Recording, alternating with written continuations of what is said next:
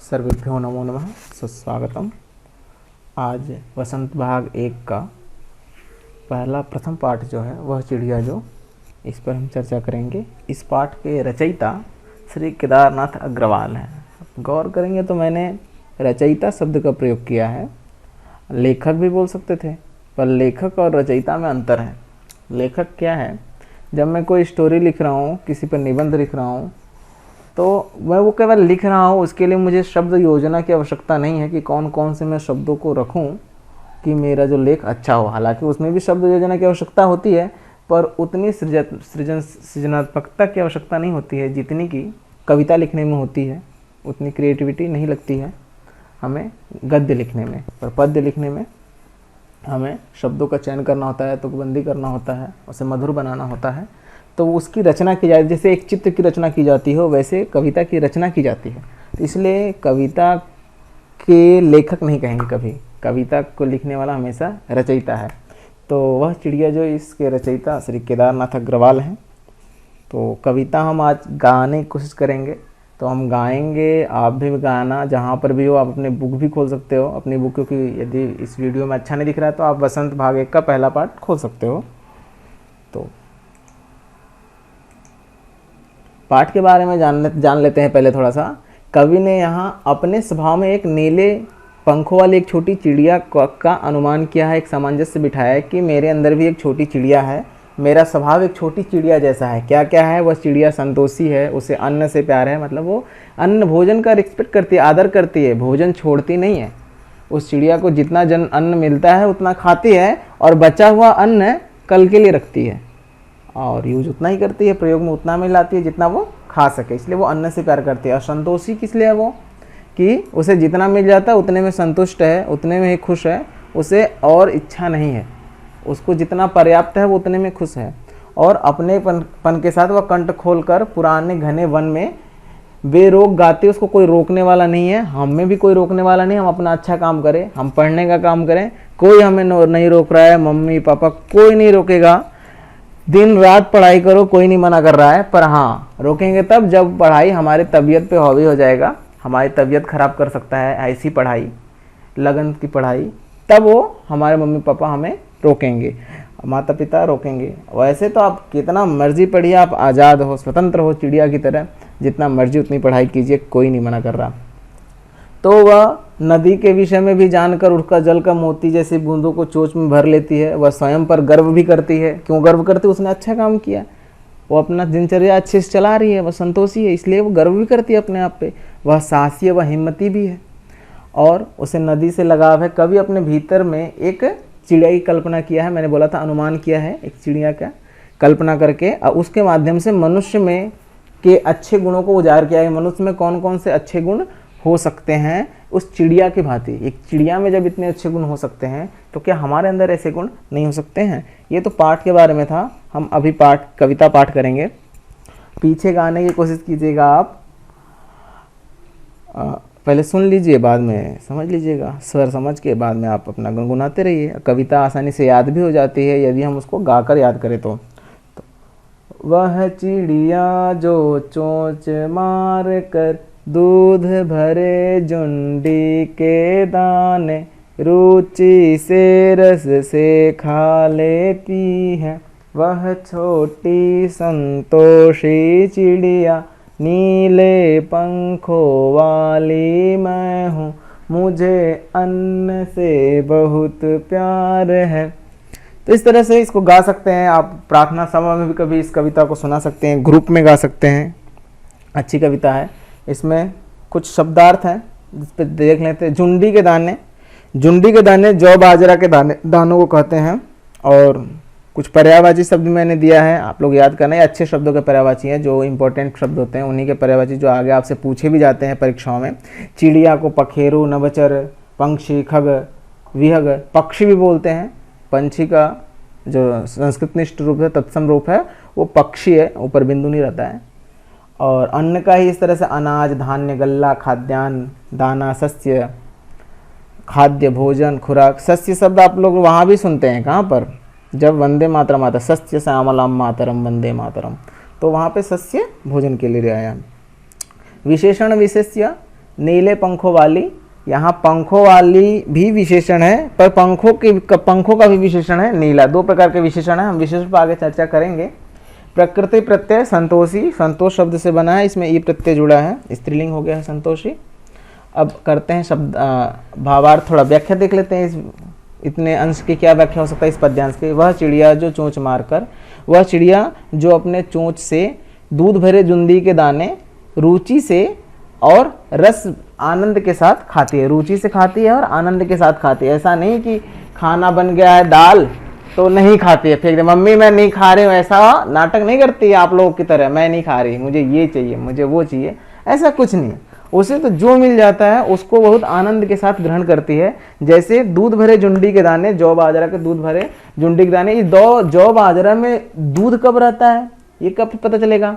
अब मैं बताता हूँ। जो आप मान लीजिए गेहूं है, तो गेहूं जिससे आटा बनता है, तो गेहूं का रूप जब वो अपने पौधे में ही रहेगा, जब वो पका नहीं रहेगा, अध पका रहेगा, तो उसको यदि हम खोल कर देखेंगे तो वो दूध के रूप में ही रहता है, वो लिक्विड फॉर्म में ही रहता है, वह सॉलिड नहीं रहता है। बाद में सॉलिड होता है, कठोर होता है, वह पहले द्रव रूप में ही रहता है, बाद में कठोर बनता है। या फिर दूसरा उदाहरण देखें तो असम में यहाँ तो धान बहुत है, बंगाल में धान बहुत है, धान की खेती, वहीं चावल, धान से चावल निकलता है। तो जो चावल जो सफ़ेद सफ़ेद आप देख रहे हैं, ये जब धान के फॉर्म में होता है, धान के रूप में होता है, और वो धान जब अपने पौधे के साथ कच्चा होता है, तो वो धान भी, वो चावल भी लिक्विड फॉर्म में होता है। जो आज हम कठोर चावल देखते हैं ये भी लिक्विड फॉर्म में होता है, जो कृषि करते हैं उनको पता है। तो वो दूध भरे होते हैं जब कच्चे हैं, तभी उनको वो रुचि से मन लगाकर और रस से आनंदमय होकर खाती है। वह छोटी संतोषी चिड़िया, और वह संतोषी है। संतोष आप लोग कहाँ नहीं करते हैं? आपके छोटे भाई या बहन को 2 चॉकलेट मिला, आपको 1, वहाँ पे मुझे भी 2 चाहिए, उसे क्यों 2 मिला, मुझे भी चाहिए। तो आप बड़े हैं, आपको संतोष करना है। तो चिड़िया संतोषी है, उसको जितनी आवश्यकता है उतना ही वो खाती है। और अपने बारे में और एक बात बता रही है चिड़िया, यहाँ खुद बोल रही है कि नीले पंखों वाली मैं हूँ, मुझे अन्न से बहुत प्यार है, मेरे पंख नीले हैं और मैं पंखों वाली हूँ। देखिए पंख की विशेषता नीला रंग है, और पंखों वाली चिड़िया चिड़िया की विशेषता है। तो नीले पंखों वाली, ये टोटल ये सारा शब्द चिड़िया की विशेषता बन जाएगा। और चिड़िया को प्यार भी है अन्न से, वो अन्न की पूजा करती है, अन्न की रिस्पेक्ट करती है। अन्न नहीं मिलेगा चिड़िया को तो वो नहीं बचेगी, हम भी नहीं बचेंगे। चिड़िया के रूप में तो कभी ने अपनी ही कल्पना की है ना कि मेरे स्वभाव में एक चिड़िया है, मैं भी अन्न की पूजा करता हूँ। मैं अपनी बात बताऊँ तो मैं भी अन्न की पूजा करता हूँ। मैं अन्न कभी वेस्ट नहीं करता, कभी खराब नहीं करता, उतना ही बनाता हूँ, उतना ही खाता हूँ जितना मैं खा सकता हूँ, कभी फेंकता नहीं हूँ। आशा करता हूँ आप भी अन्न का रिस्पेक्ट करेंगे और उसको वेस्ट नहीं करेंगे। आगे देखते हैं, आगे कविता का फिर से गायन कर लेते हैं एक बार। वह चिड़िया जो कंठ खोल कर बूढ़े वन बाबा की खातिर रस उंडेल कर गा लेती है, वह छोटी मुँह बोली चिड़िया नीले पंखों वाली मैं हूँ, मुझे विजन से बहुत प्यार है। आप भी गाना बहुत अच्छा है ये गीत, ये लय भी ठीक है, और आप इससे भी अच्छा लय बना सकते हैं, ये तो मैंने खुद का है। तो वह चिड़िया जो कंठ खोलकर, आप भी कभी गाते हैं, कहीं ना कहीं तो गाते ही हैं, स्कूल में तो गाते हैं, घर पे भी कई जगह गाते हैं। तो वह चिड़िया भी क्या करती है? कंठ खोलकर खुले स्वर से, मधुर स्वर से, और बूढ़े वन बाबा की खातिर। वन को बूढ़ा कहा गया है क्योंकि जंगल आज नहीं बना है, जंगल बहुत ही पुराना है, इसलिए वहाँ पे यहाँ पे मानवीकरण अलंकार है। यहाँ पे अलंकार की चर्चा फिर भी करेंगे कभी। मानवीकरण है, वन को बूढ़ा बनाया जा रहा है, बताया जा रहा है। बूढ़ा तो एक व्यक्ति होगा ना, वन कैसे होगा, तो उसमें मानवीकरण है। तो बूढ़े वन बाबा की खातिर मतलब पुराने वन के लिए क्या करती है? रस उड़ेल कर गा लेती है, मतलब मधुर स्वर में गाती है, जैसे वो रस भर रहा हो। जब उसका आवाज सुनेंगे तो रस है, कर्कश नहीं है कि गाने लगे तो कानों से खून बहने लगे, ऐसा गाना भी नहीं है। अपने स्वर को मधुर बनाकर ही गाना है। आपको कभी गाना है तो किसी को बुरा नहीं लगे, कोई पूजा कर रहा है और आप गाना गा रहे हो तो भी अच्छा नहीं लगेगा, तो डांट पड़नी ही पड़नी है।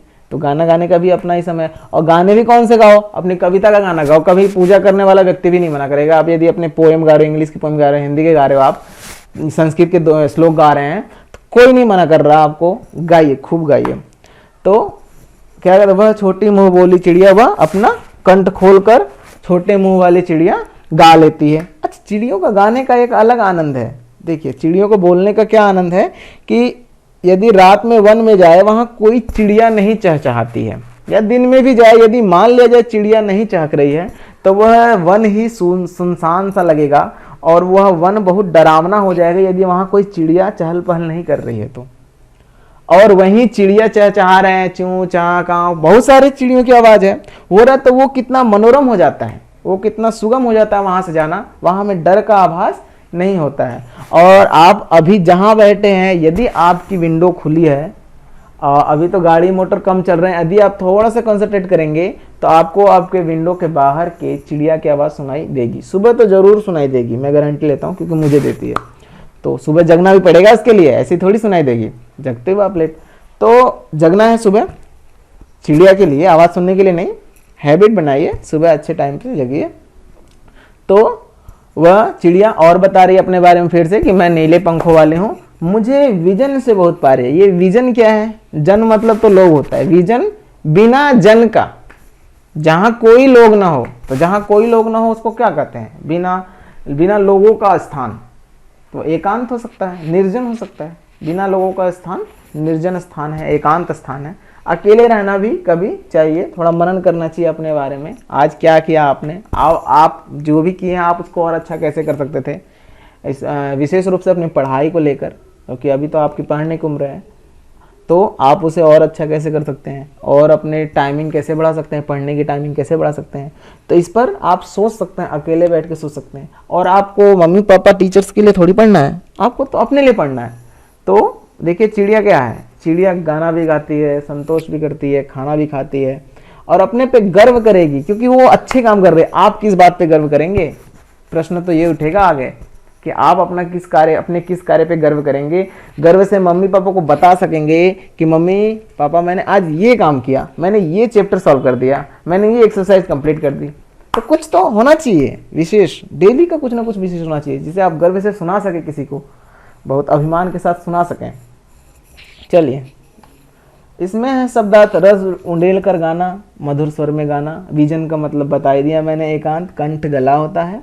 पर्यायवाची वन का देख लीजिए, बहुत ही कॉमन से शब्द ये भी वन है, जंगल, कानन, विहड़, विटप, विपिन, इस प्रकार से वन के पर्यायवाची हैं हिंदी में। अगला स्टेंजा है पद्यांश।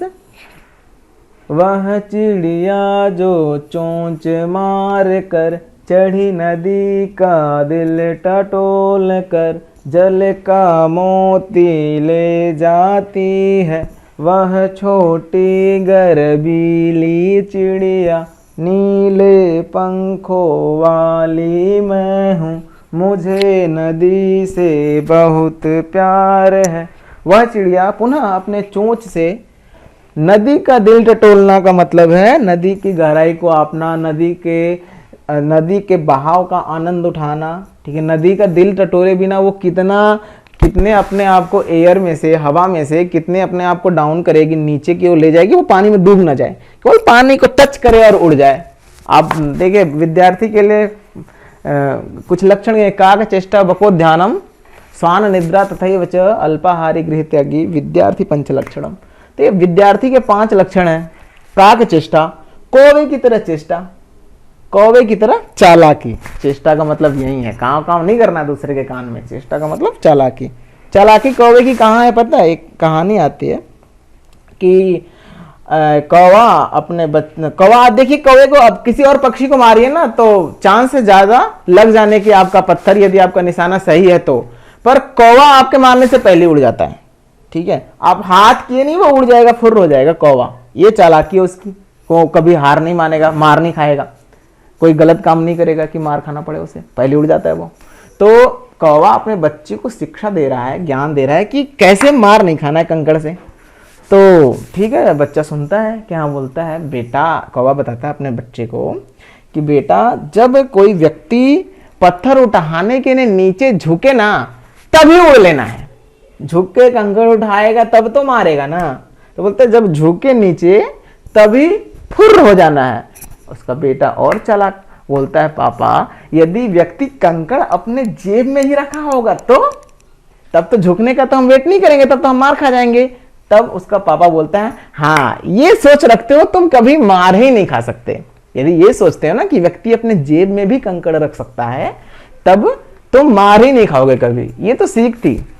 तो हम एक कदम आगे की सोचना है अपने।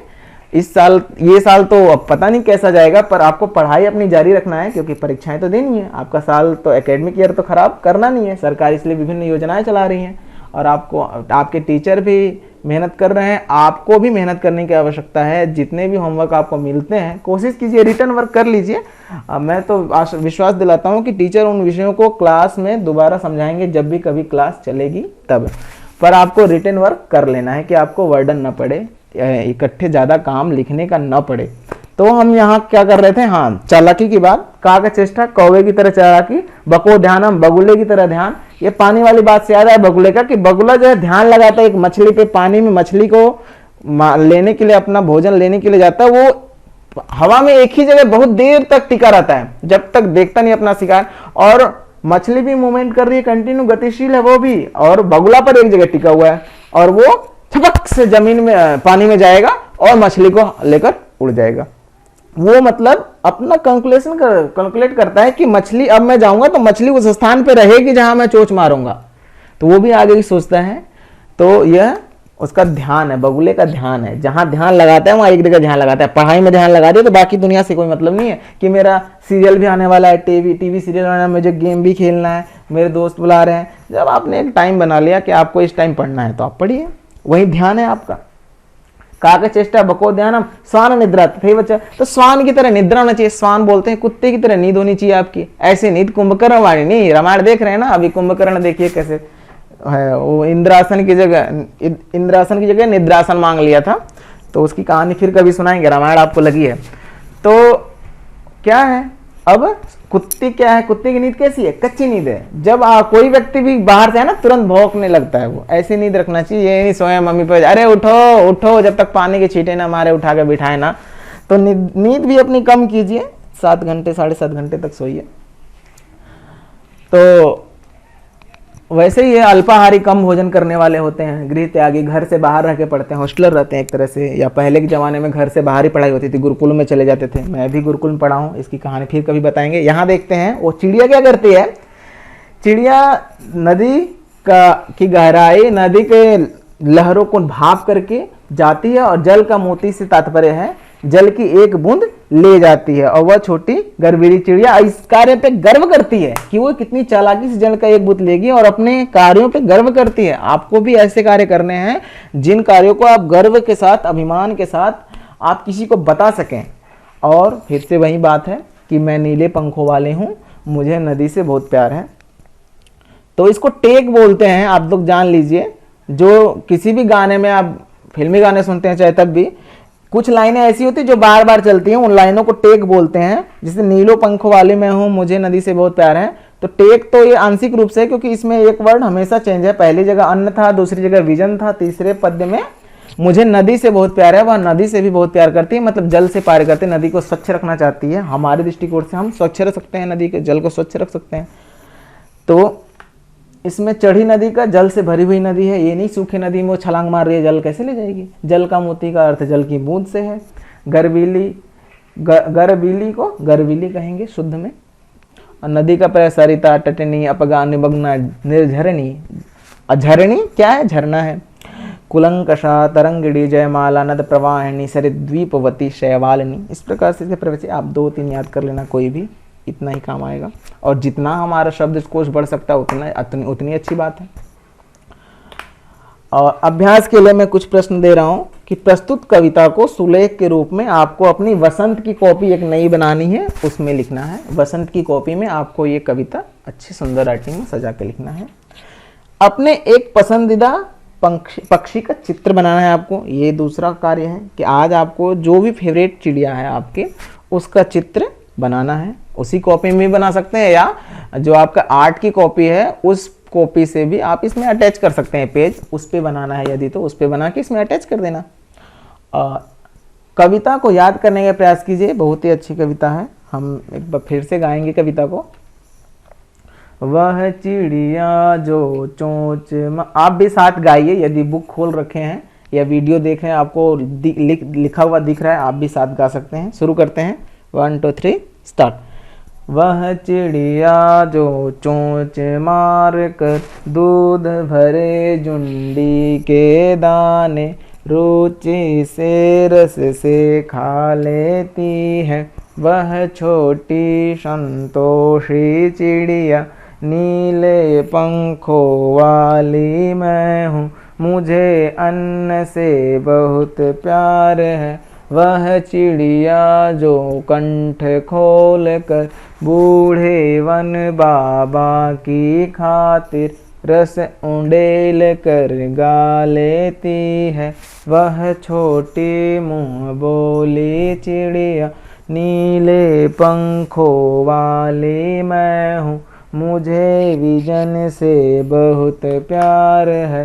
वह चिड़िया जो चोंच मार कर चढ़ी नदी का दिल टटोल कर जल का मोती ले जाती है। वह छोटी गर्वीली चिड़िया नीले पंखों वाली मैं हूँ, मुझे नदी से बहुत प्यार है। इसके अभ्यास प्रश्न फिर कभी, तब तक के लिए धन्यवाद।